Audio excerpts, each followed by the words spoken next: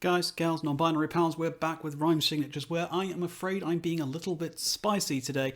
I've been thinking again I've been too nice lately. I've been giving out some good reviews. I've been talking really nice things. So I have a few gripes that I want to get off my chest in regards to certain albums. Now, my buddy Notes Reviews has recently done a very interesting video where they talked about albums that are basically god-awful from bands that are really, really good.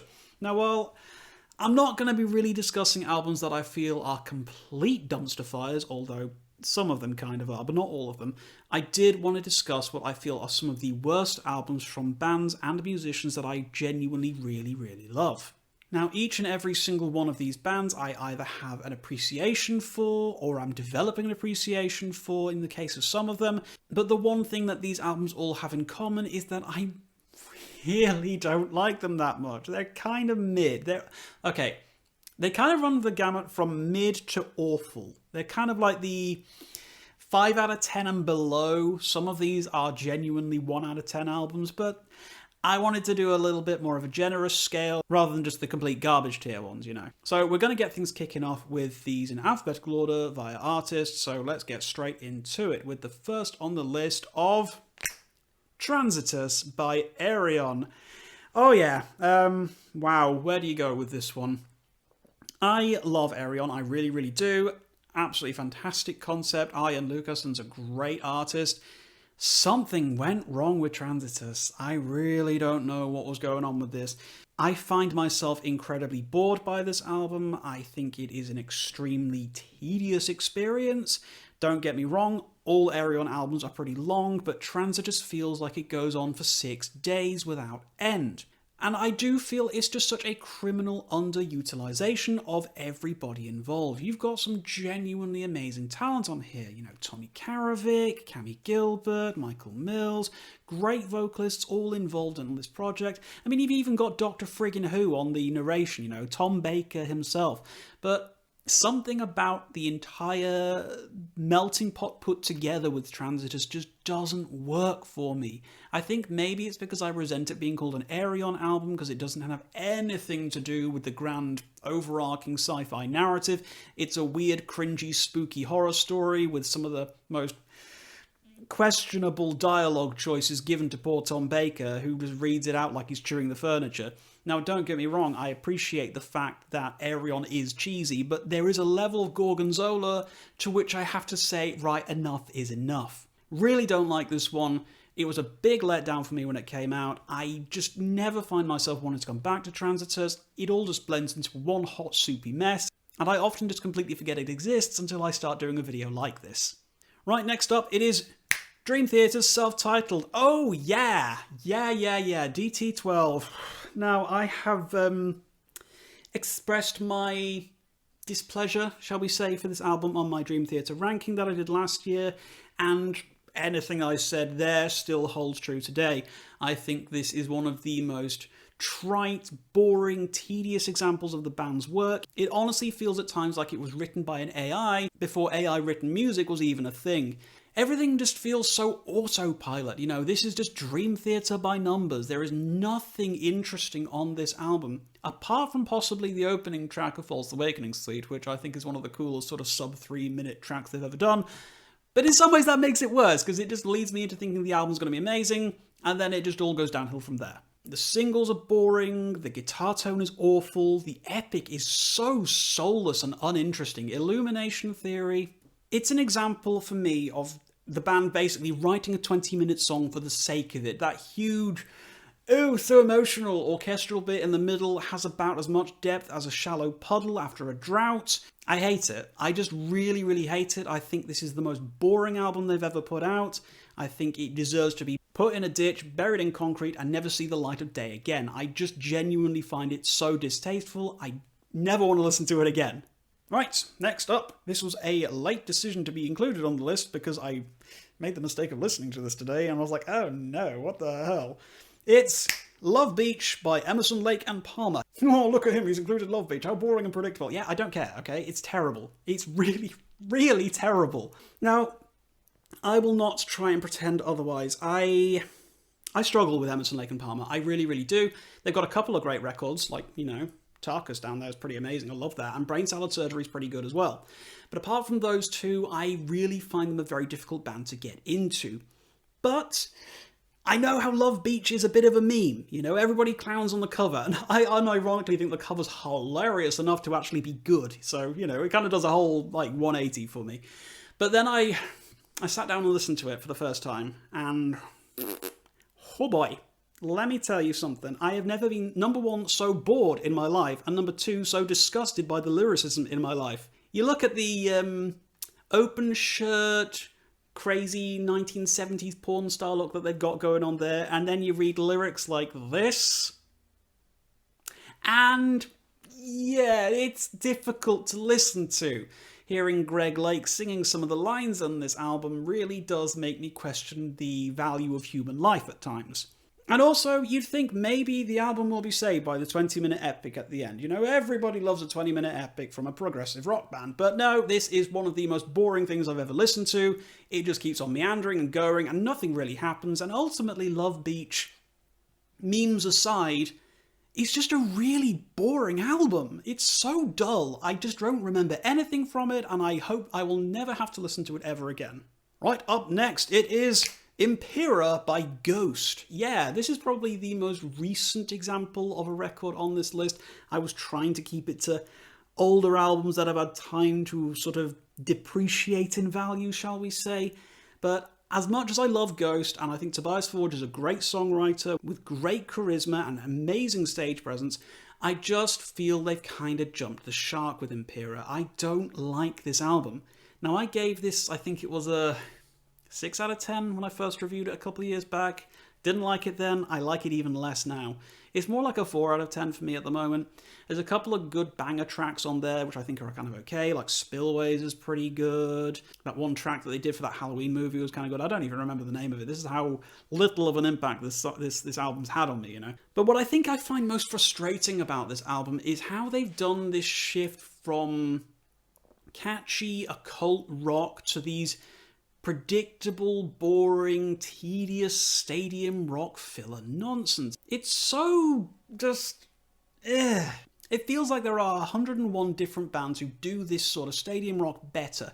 Why on earth would I want to listen to stadium rock Ghost when what they did before, when they embraced the Satanism, when they embraced the weird and the occult and the creepy, and they really made it part of their identity? They've kind of sort of like push that off to the side now that they're becoming mainstream and popular.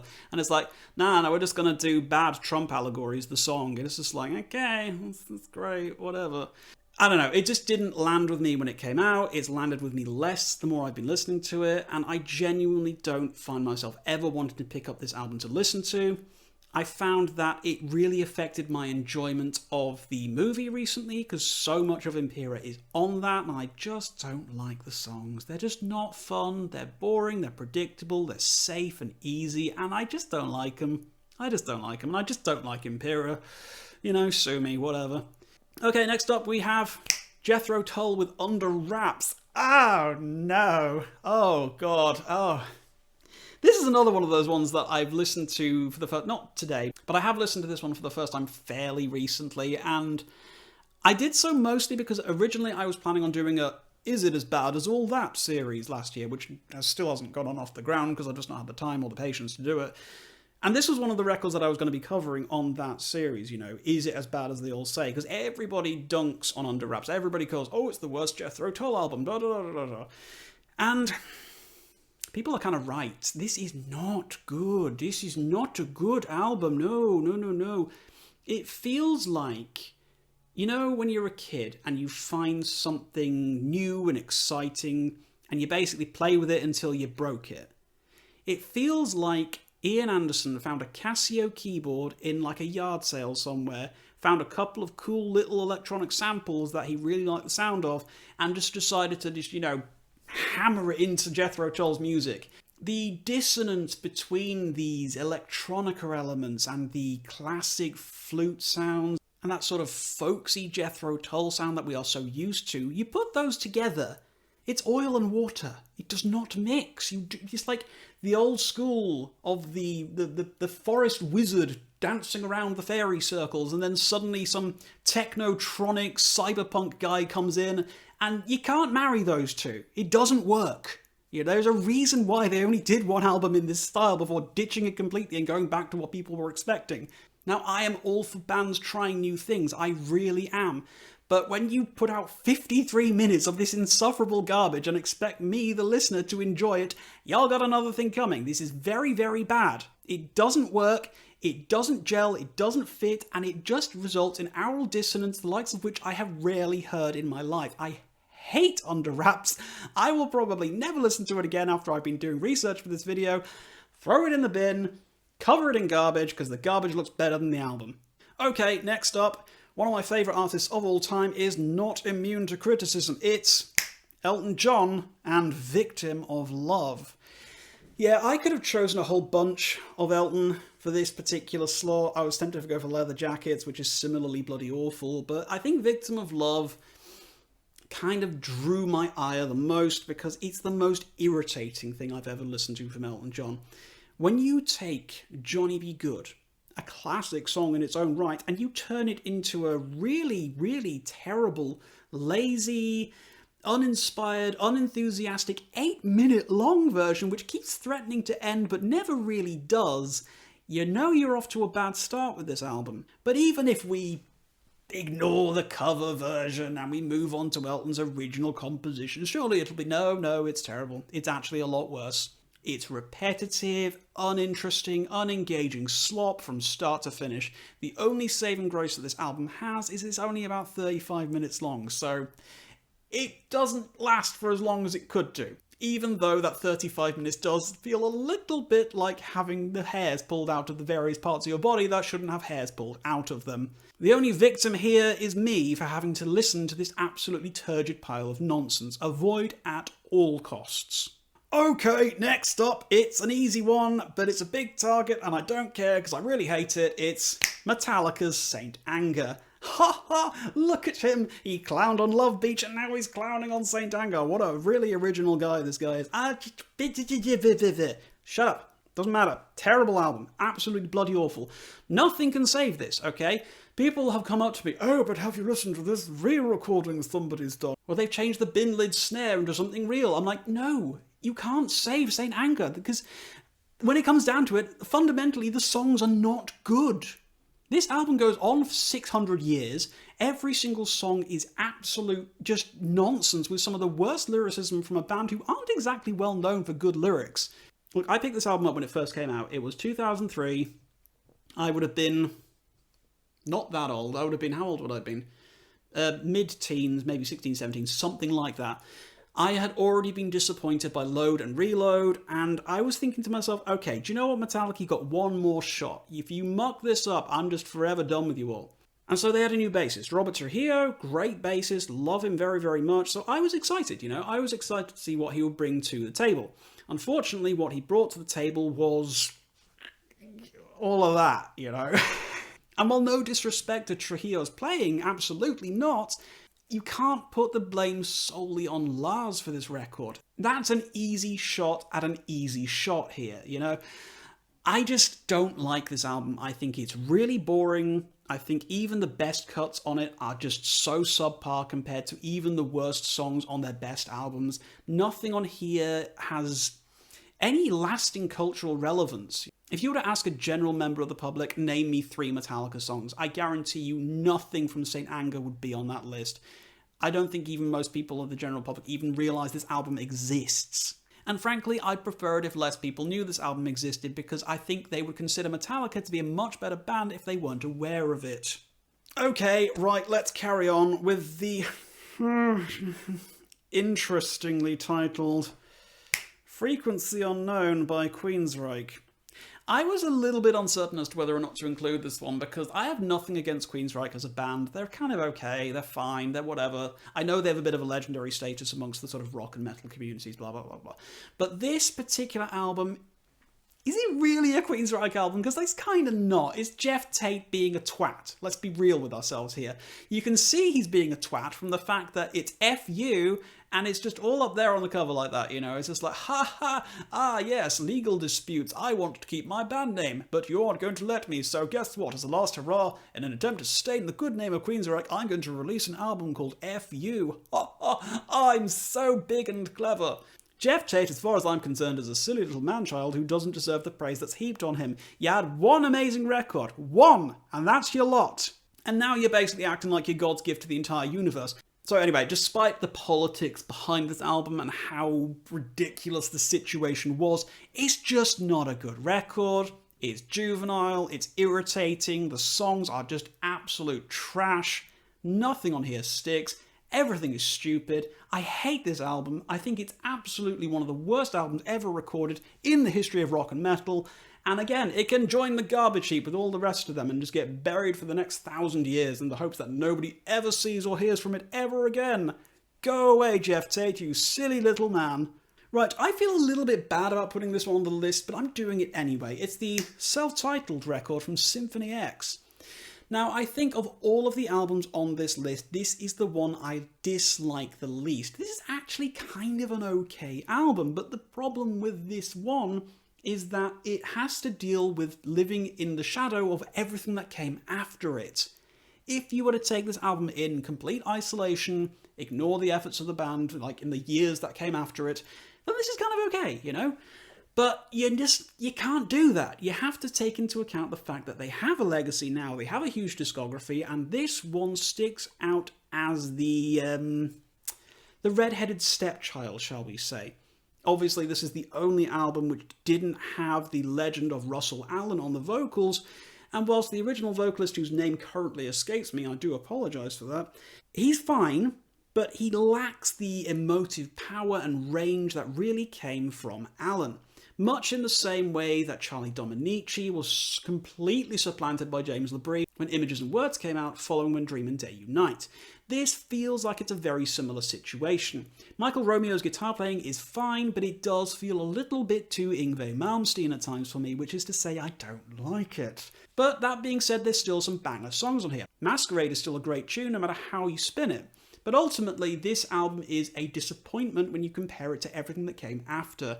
And its inclusion on this list is very much taking into account the fact that you really have to think about the discography as a whole.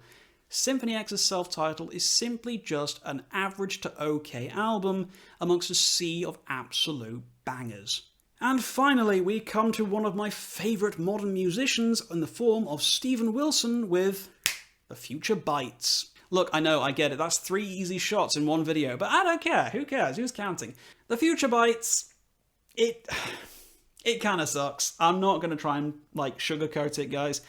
It's not that I, begrudge or besmirch Steven from trying something different or trying something experimental or off-kilter or different to what he did before. He's done the 1970s prog rock thing. He did an amazing job of that. He's done the epic rock concept album. He did an amazing job at that as well. So God knows what made him suddenly think, do you know what I'm going to do? I'm going to do an anti-consumerism electronica album and it's going to be really, really cringe. Because ultimately that's what I feel about The Future Bites. It's cringe. It's so embarrassing to listen to. Lyrically, I just can't do it. It's so irritating. It feels like that one guy who thinks he's better than everyone else because, I actually don't buy anything by a major consumer retail brand. I only buy organic produce from the local farmer's market. Ha ha ha ha ha. It feels like it's that guy turned into an album and it's really preachy, really irritating and just doesn't land at all. Personal Shopper is honestly one of my personal hells. I think it's awful. It goes on forever. The bit where Elton John, who has actually now appeared twice in this list, well done, Elton. Not exactly something I'll be very proud of, but Elton John listing off all those different consumer-grade items, feeling like a low-rent Alan Rickman from Tubular Bells, listing off all the various instruments, but, obviously a much cringier version of that. I don't like it. It just bothers me. And Steven really trying to embrace his falsetto vocals on most of the tracks here just doesn't land. Because let's be real, Steven, you're not the greatest singer in the history of the world in the first instance. But when you try and do this sort of thing, it doesn't work. It's not good. It sounds awful. So honestly though, respect to Wilson for trying something new, but not everybody can be good at everything, let's just put it that way. The Future Bites kind of sucks. I will never really understand the appeal of this album, and I really hope to God that whatever comes next from in the start of next year, that album that he's got coming out with the 2 circles, where it's like supposed to be 2 20-minute tracks or whatever, I really hope that's more of a look back towards things like Can Cannot Erase or Raven. Not necessarily a carbon copy, of course, but come on, take inspiration from what worked. Understand what you're good at, and stop trying to be good at what you're not good at. So there we have it, 10 subpar or awful albums from artists who I actually really like. Now, I understand that this might have ruffled some feathers going on here, and I am okay with that. I can take the hit. You know, I'm certain some people out there are going to tell me that they think Victim of Love is the greatest Elton John album of all time. Although, honestly, if you really do think that, then you might want to see a doctor and get your ears syringed, because there is something going on up there. So, with that being said, now that I've annoyed the entire internet, I'd love to know what your particular least favourite or trash tier albums from bands that you really love are. I'm certain there's going to be some more in the comments. I know I've left off maybe some high-profile ones like The Quest by Yes or Abacab by Genesis, but I'm going to be real with you, I've either not listened to those albums or I just don't care enough to even check them out, so that's probably why they're not on my list if it's on yours. But I'd love to know what yours are. Let's share the pain together and talk about the worst possible albums from the best possible bands. As always, guys, if you did watch this far, I really do appreciate everything that you do to support the channel. Thank you very much indeed for making it to this point if you did. And until next time, guys, as always, keep your rhyme signatures pretty odd.